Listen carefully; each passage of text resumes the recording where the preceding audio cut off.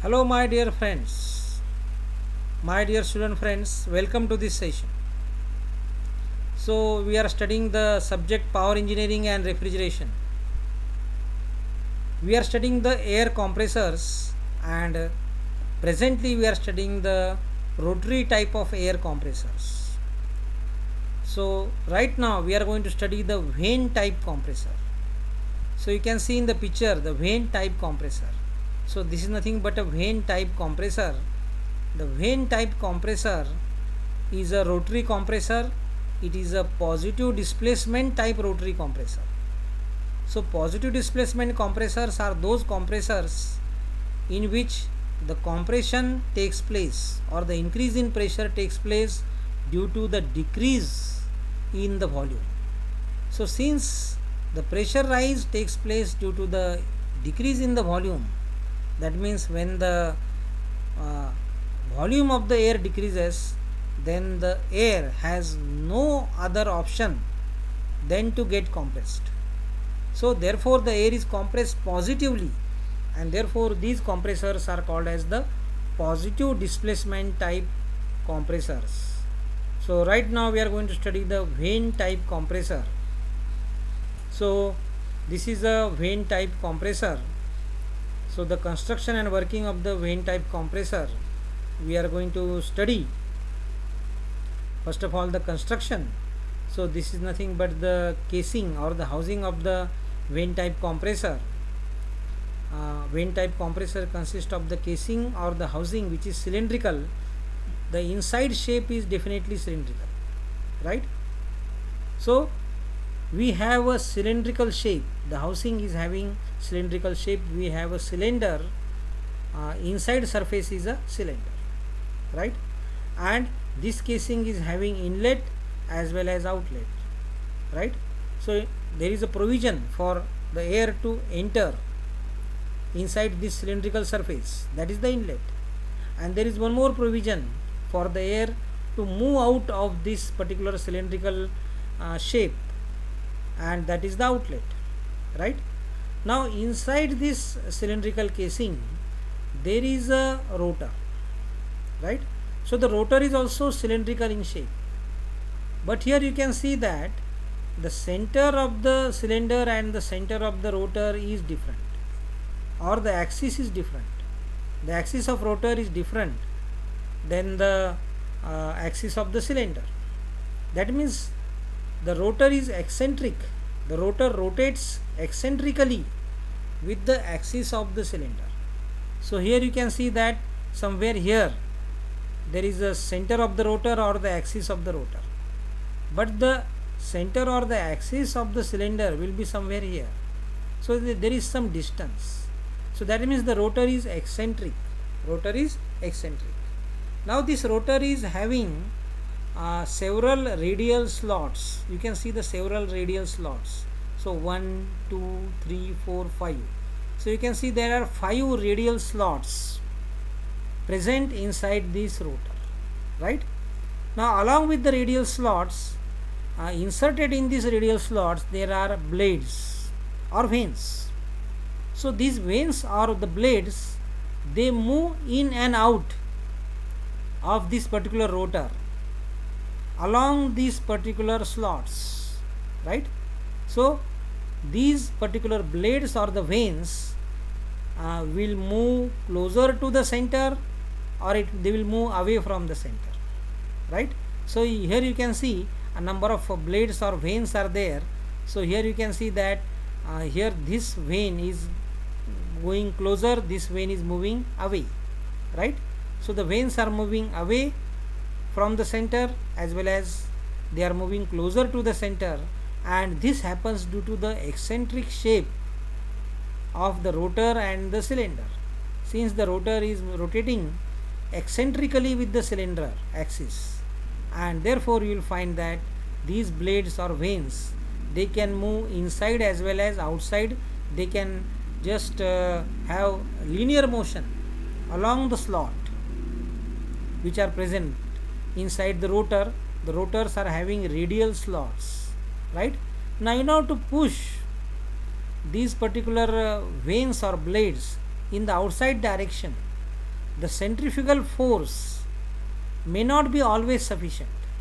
Due to centrifugal force, of course, these vanes are blades, they are moving in the outward direction. But when the centrifugal force is not sufficient, then the spring is present inside these slots. Here the spring is not seen, but in most cases the spring is present, and this spring will try to push these particular vanes outwards, away from the center.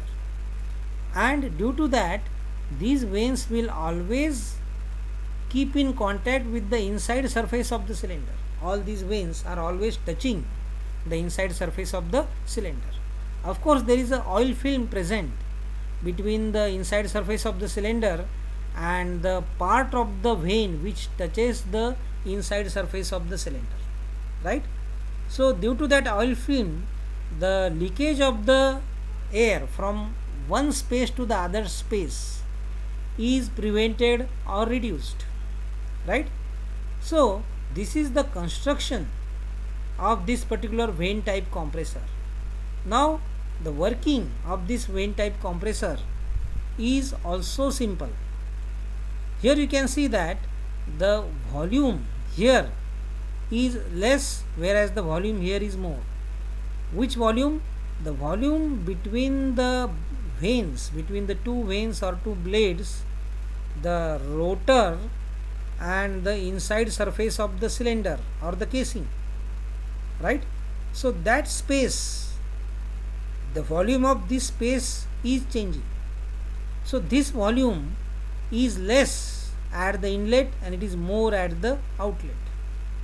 Now of course the inlet, according to this, should be located somewhere here, and the outlet should be located somewhere here.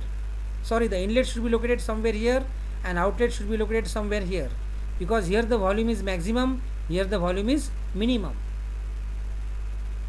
But due to inertia effect, considering the inertia effect, this inlet port is located here and the outlet port is located here.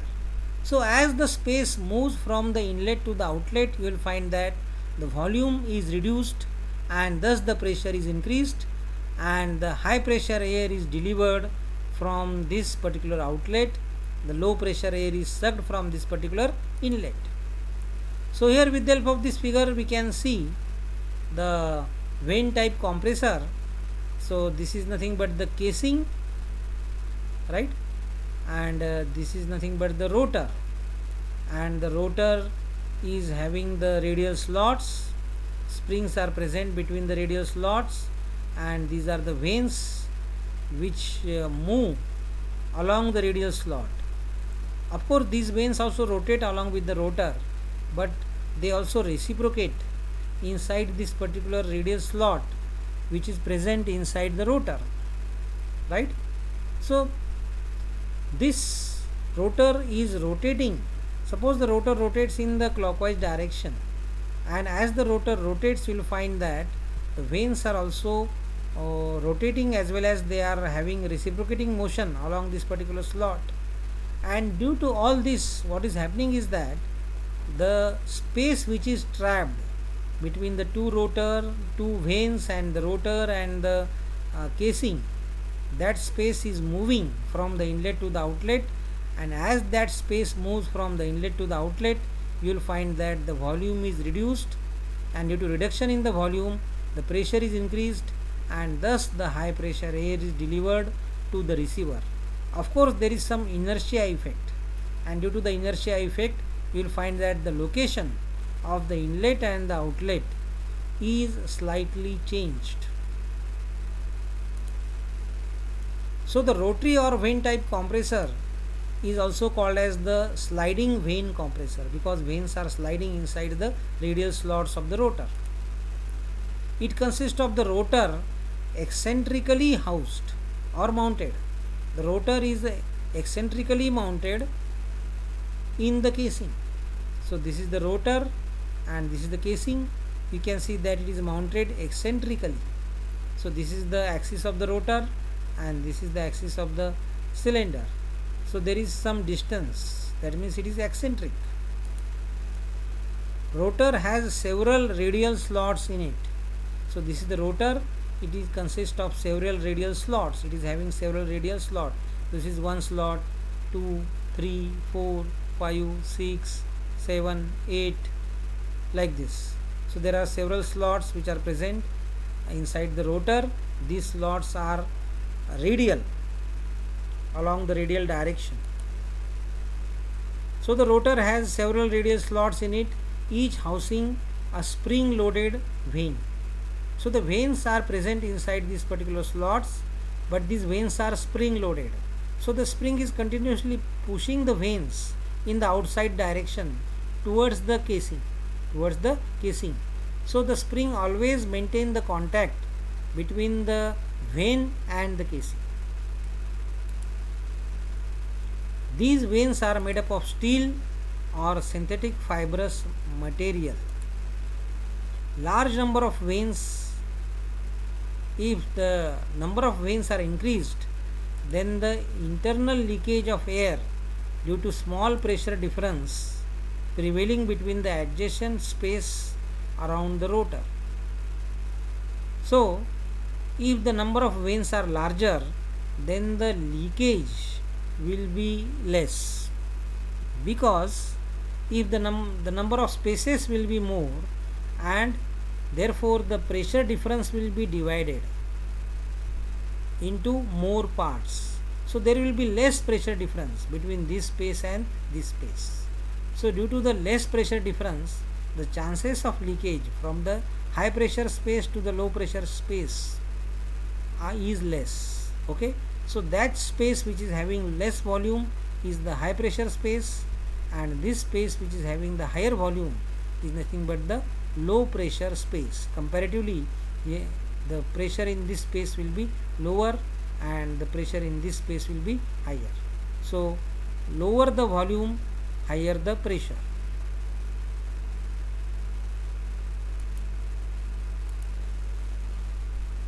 High pressure ratio requires a large number of vanes, 20 to 30. If we need high pressure ratio, if you want to obtain the high discharge pressure, if you want to increase the pressure more, if you want more increase in the pressure with the help of this particular vane type compressor, then we have to increase the number of vanes. The casing has intake and delivery openings. So this is the casing, so this is the intake, and this is the delivery opening for the intake of the air, and this is the opening for the delivery of the air. Intake of the low pressure air and the delivery of the high pressure air. These compressors are often used for capacities up to 150 meter cube per minute. So these compressors can be used for capacities up to 150 meter cube per minute. The discharge can be up to 150 meter cube per minute, and for pressure ratios up to 8.5. So we can obtain the pressure ratio as large as 8.5 with the help of the rotary vane type compressor. For a given pressure ratio and free air delivered, the vane compressor requires less work input than that for low Roots blower. So this vane type compressor seems to be better than the Roots blower because it requires less work input as compared to the Roots blower for the given pressure ratio and free air delivered. So if the pressure ratio and the free air delivered is same, then the work required by vane type compressor will be less as compared to the Roots blower. When the rotor rotates, vanes are driven out of the rotor. So as the rotor rotates, the vanes are driven out of the rotor towards the casing due to centrifugal force as well as the spring force. So the spring force as well as the centrifugal force will push the vanes in the outward direction, that means towards the casing. So as I have told you that the vanes are always touching the casing, they are always in contact with the casing due to centrifugal force and spring force. The space between the two adjacent vanes, so this is the space between the two adjacent vanes, rotor and the casing. This is the rotor and this is the casing. So this is the space between the two adjacent vanes, and this is the rotor and this is the casing. So here also you can see that space here. Here also you can see that space, right? Increases creating vacuum. So when this pressure increases, this space increases, the volume increases, and due to increase in volume, vacuum is created, and vacuum creates suction. Thus the gas is drawn in.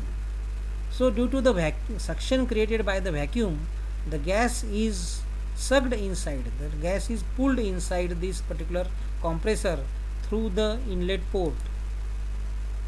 The gas is drawn in from the suction opening.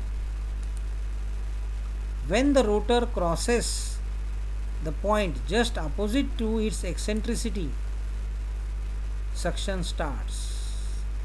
So the suction will start at a particular position of the rotor. So when the rotor crosses the point just opposite to its eccentricity, suction will start. As the rotor continues to rotate, the entrapped gas is compressed due to reduction in volume. So whenever there is reduction in volume, the entrapped gas will be compressed. The gas is entrapped between the two vanes and the rotor and the casing. So it will get compressed due to reduction in volume.